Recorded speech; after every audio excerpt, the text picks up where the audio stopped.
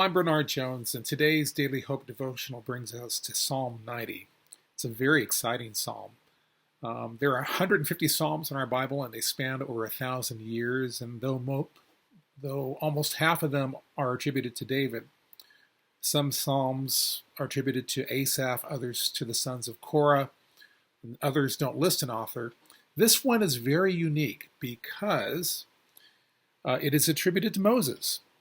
So it's a very early writing. In fact, after the book of Job, this is probably the earliest writing in the Bible.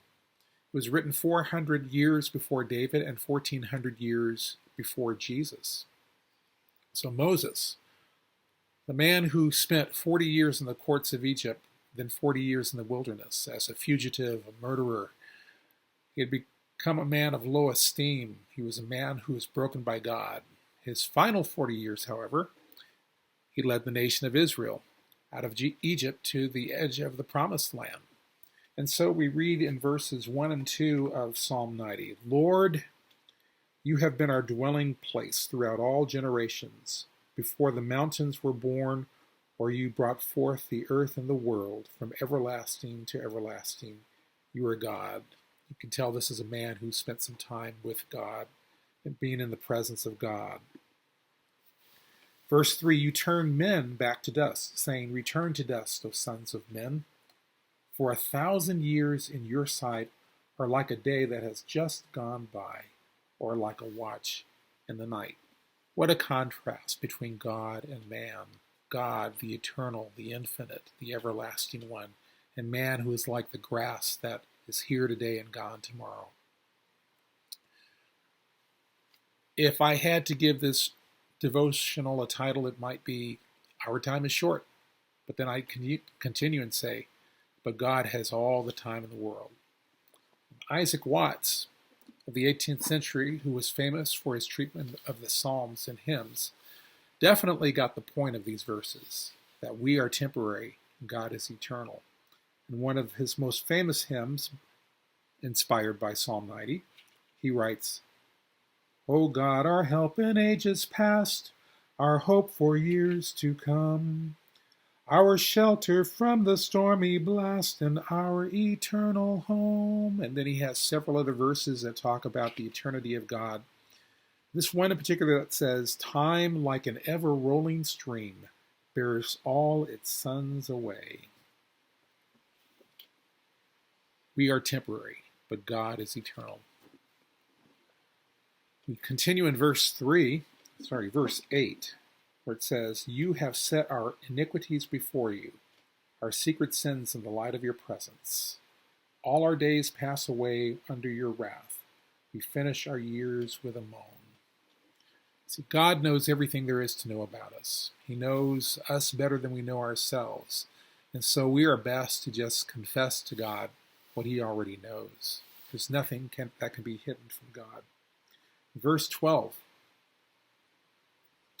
teach us to number our days aright, that we may gain a heart of wisdom. Isn't that what we really need? It's a heart of wisdom.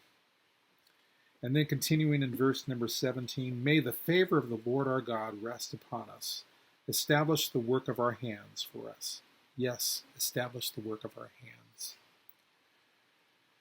When we sense the urgency of life and are desperate for wisdom, our best course of action is to first take it to the Lord in prayer. We, like the boy with the bread and the fish, we need to take the little that we have to Jesus and ask him to make up what we need. Is it time or energy that you need? Is it strength or wisdom that you need? See, our resources are limited, but God, Jesus, is the source of all time, energy, wisdom, and strength. Our time is short. Everything that we have is short. You name it, it's short. But God has all the time in the world. What we have to offer is limited and temporary. It's not sufficient. But what God has is infinite, eternal, everlasting. We can take our daily hope in that. Jesus said in Matthew 7:7, ask, and it will be given to you. Seek, and you shall find. Knock, and the door will be opened. And as we've been studying recently in the book of James, first chapter, it says that if anyone lacks wisdom, let him ask of God, and God will give it generously and without finding fault. And isn't that what we need most of all? Wisdom, and wisdom abundantly and generously and graciously. So today, may your hope be in the God of all abundance. May you draw your strength from the inexhaustible strength of the Lord. May the Lord shower you with his wonderful grace. And may your heart be at peace today because of who you are in Jesus Christ. May the Lord establish the work of your hands this day. In Jesus' name.